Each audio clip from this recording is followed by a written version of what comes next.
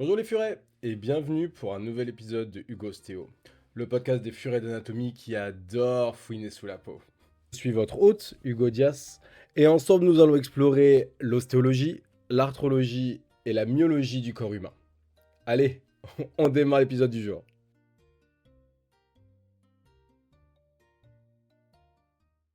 Bienvenue dans ce 13e épisode, l'arthrologie du pied. On commence avec les articulations des os du tarse entre eux, qu'on appelle articulations tarsiennes. Au niveau du tarse postérieur, on commence par l'articulation talocalcanéenne postérieure, ou communément appelée soutalienne.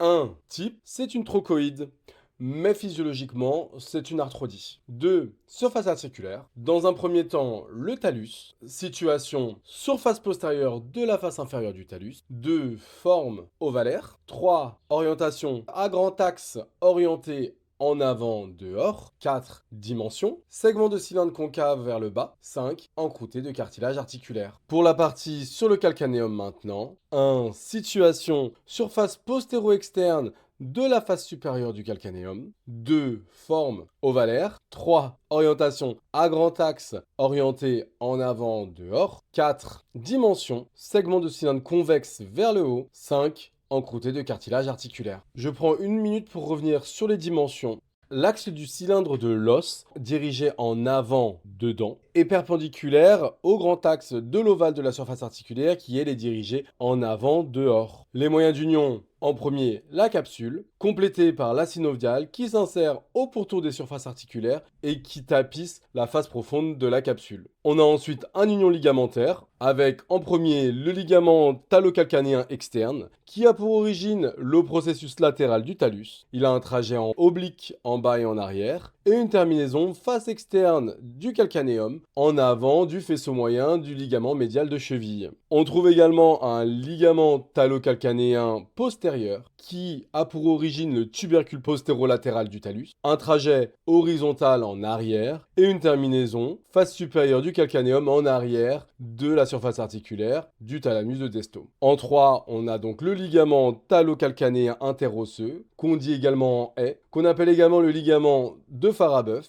qui a pour origine la gouttière calcanéenne qui est donc le plancher du sillon tarsien, un trajet vers le haut en deux faisceaux, et une terminaison dans ce qu'on appelle la gouttière thalienne, qui est le plafond du sillon tarsien. Ce ligament talocalcanéen interosseux est commun aux articulations sous-taliennes et de Chopard. Je reviens sur le ligament bifurqué, ou Y de Chopard. En effet, pour l'expliquer un petit peu mieux, qu'il soit un petit peu plus facile à intégrer, son origine, c'est la partie externe du sillon tarsien. Donc face supérieure du calcanéum, en dedans du court extenseur des orteils, du rétinaculum des extenseurs et du ligament calcanéo-cuboïdien dorsal. Son trajet est en avant, en deux faisceaux. Et donc effectivement, il a une branche interne qu'on appelle ligament calcanéo-naviculaire latéral, qui se termine sur l'extrémité latérale de la face dorsale du naviculaire, donc qui se situe sur un plan sagittal, puis une branche externe qu'on appelle le ligament calcanéo-cuboïdien interne ou médial, qui se termine sur la face supérieure du cuboïde dans un plan horizontal. Les deux branches forment un angle dièdre ouvert en haut et en dehors, car les branches sont en contact à l'origine. Le ligament bifurqué fait à la fois partie de l'articulation talonaviculaire et de l'articulation calcanéo-cuboïdienne, qui sont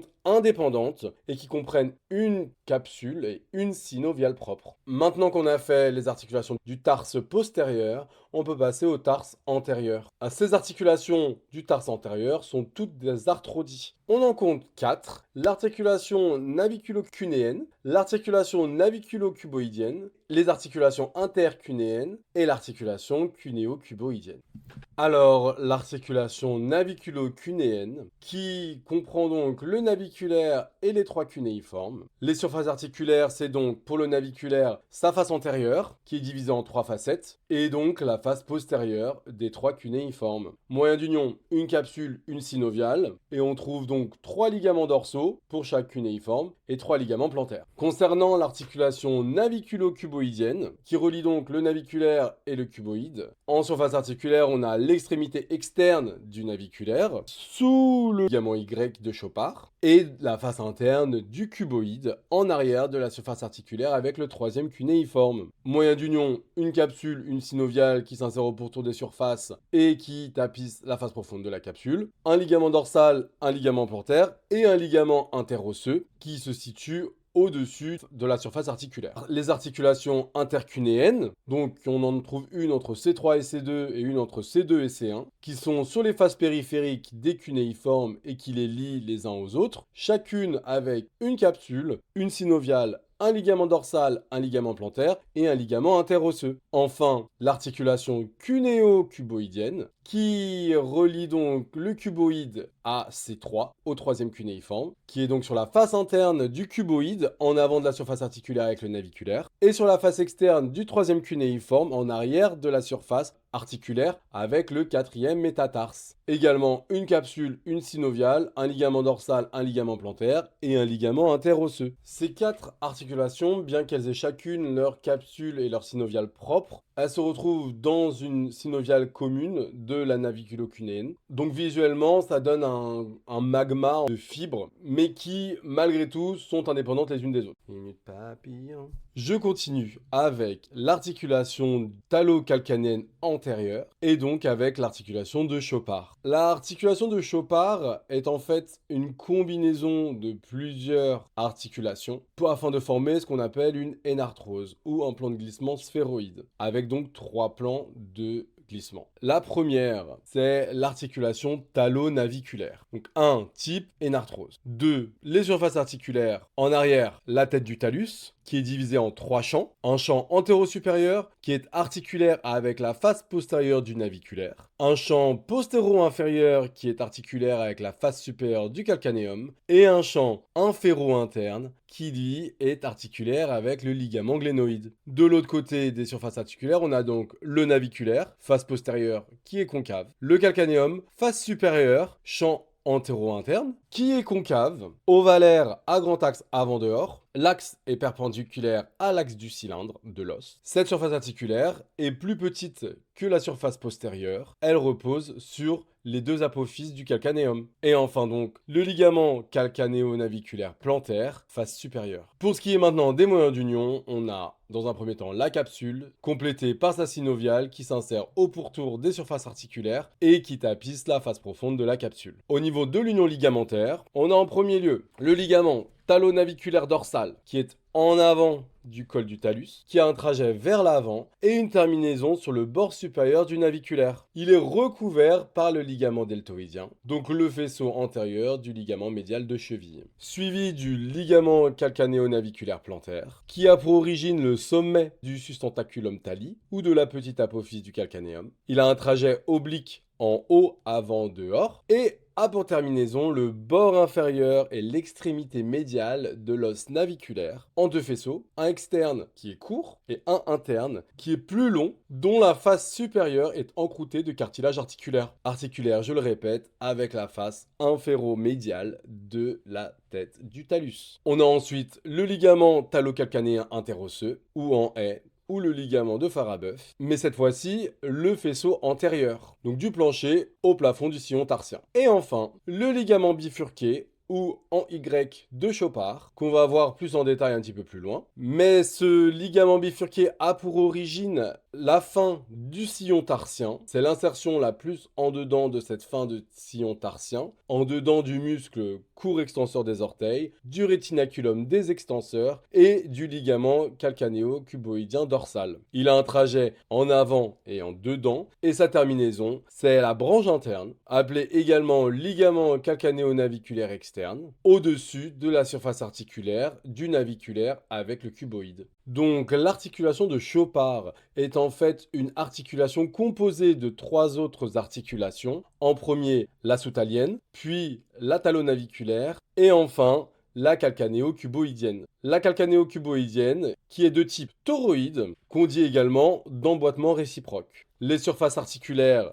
c'est en premier lieu sur le calcanéum, la face antérieure de la grande apophyse, qui est de haut en bas concave puis convexe, et transversalement qui est convexe. Au niveau du cuboïde, ça se passe sur sa face postérieure, qui de haut en bas est convexe puis concave, et transversalement est concave. On retrouve le processus conoïde en bas dedans, et ces surfaces articulaires sont évidemment encroûtées de cartilage articulaire. Deux moyens d'union, la capsule, la synoviale, qui s'insère au pourtour des surfaces articulaires et qui tapisse la face profonde de la capsule. L'union ligamentaire, en premier, le ligament bifurqué ou Y de Chopard, mais cette fois-ci, on parle de la branche externe. Donc, origine, la fin du sillon tarsien en dedans du muscle court extenseur des orteils, du rétinaculum des extenseurs et du calcanéo-cuboïdien dorsal. Trajet en avant et en dehors. Terminaison, branche externe donc. Ligament calcanéo-cuboïdien interne qui finit face dorsale du cuboïde en dedans du ligament calcanéo-cuboïdien dorsal. On a ensuite le ligament calcanéo-cuboïdien dorsal qui a pour origine la face supérieure de la grande apophyse du calcanéum. Un trajet en avant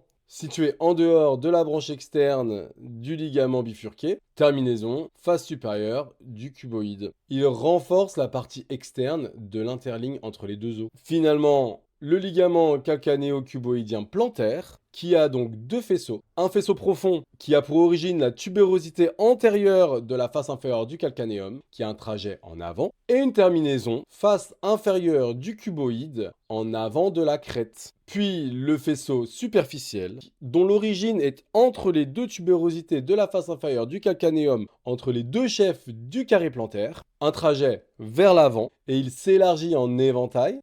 Terminaison en avant du sillon de la face plantaire du cuboïde, plus base des 4 derniers métatarses. Le faisceau superficiel passe sous le long fibulaire, pour lequel il forme un tunnel ostéoligamentaire, la gouttière du cuboïde. Face à l'autre articulation majeure du pied, qu'on appelle l'articulation de Lisfranc, ou articulation tarso-métatarsienne. Toutes ces articulations sont de type arthrodie. Au niveau des surfaces articulaires, on parle de dedans à dehors de la face antérieure de C1, plus la facette antérieure de la face latérale de C1, la face antérieure de C2, la face antérieure de C3, plus la facette antérieure de la face interne de C3, plus la facette antérieure de la face externe de C3, et la face antérieure du cuboïde. Donc voilà pour ce qui est de l'arcade tarsienne. L'arcade métatarsienne maintenant, de dedans à dehors, on trouve la base postérieure du premier métatarsien, M1, la face interne, latérale et postérieure de la base de M2, la base postérieure de M3, la face interne et la face postérieure de la base de M4 et la base face postérieure de M5. Ainsi disposés, les os dessinent deux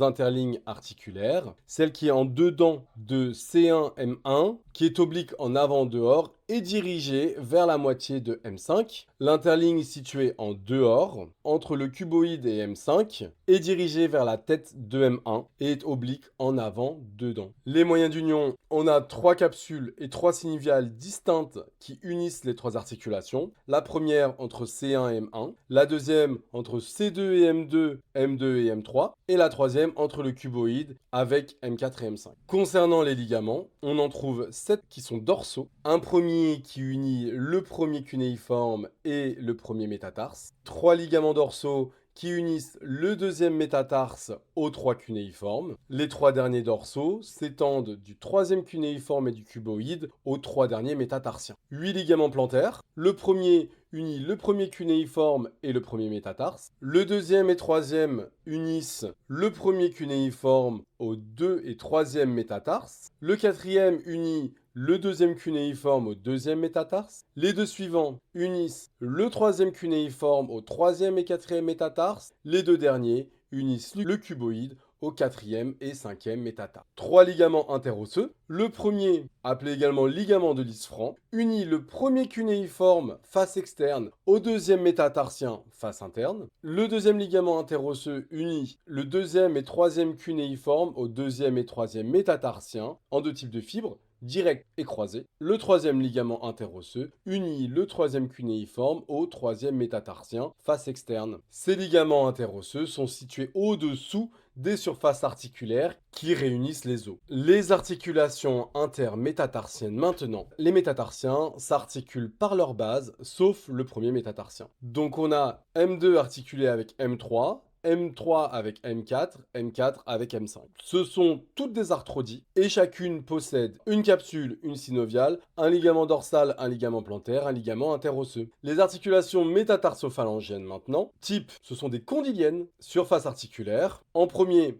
la tête des métatarsiens, qui est convexe et plus étendue que la face inférieure. 2. La base des premières phalanges, qui elle est concave, augmentée par 3, un fibrocartilage qui est sur le rebord plantaire, sous la tête du métatarsien. Le fibrocartilage de la métatarsophalangienne de M1, du gros orteil, présente 2 os sésamoïdes qui forment une zone qu'on appelle la plaque plantaire. Les moyens d'union, on a une capsule, une synoviale qui s'insère au pourtour des surfaces articulaires et qui tapisse la face profonde de la capsule. Au niveau de l'union ligamentaire, on trouve des ligaments périphériques qui ont pour origine la face latérale de la tête du métatarsien au-dessus du rayon de courbure, qui ont un trajet en 2 faisceaux. Un faisceau métatarsophalangien jusqu'à la base de la phalange, un faisceau métatarsoglénoïdien qui rejoint le fibrocartilage, et au niveau de M1, on va appeler ce ligament le métatarso-sésamoïdien. Enfin, un ligament transverse qui est intermétatarsien, qui est une lame fibreuse qui relie la face plantaire des articulations. Il réunit les fibrocartilages entre eux. La dernière articulation, c'est l'articulation interphalangienne, qui est de type trochléenne et qui unissent les surfaces articulaires interphalangiennes proximales, qui sont donc les têtes des premières phalanges avec les bases des deuxièmes phalanges, tête de P1, base de P2, qu'on appelle IPP, et les interphalangiennes distales, IPD, qui réunissent les têtes de la deuxième phalange avec la base de la troisième phalange. Évidemment, on n'en a pas pour le gros orteil. Sachant qu'elles sont trochléennes, on retrouve donc une gorge verticale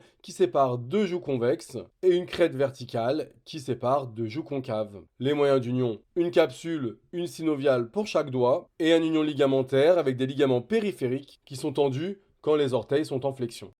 Merci beaucoup d'avoir écouté jusqu'au bout. Que tu sois étudiante en médecine, passionnée de sciences ou juste furée curieuse et que l'épisode t'a plu, ça m'aiderait beaucoup si tu pouvais lui donner quelques petites étoiles, que tu le partages pour le rendre visible, parce que l'algorithme est très sévère par ici. Tu peux soutenir le podcast Hugo Stéo directement sur Tipeee. Les participations serviront à fouiner un petit peu plus dans la nature de laquelle on est fait. À très bientôt les furets.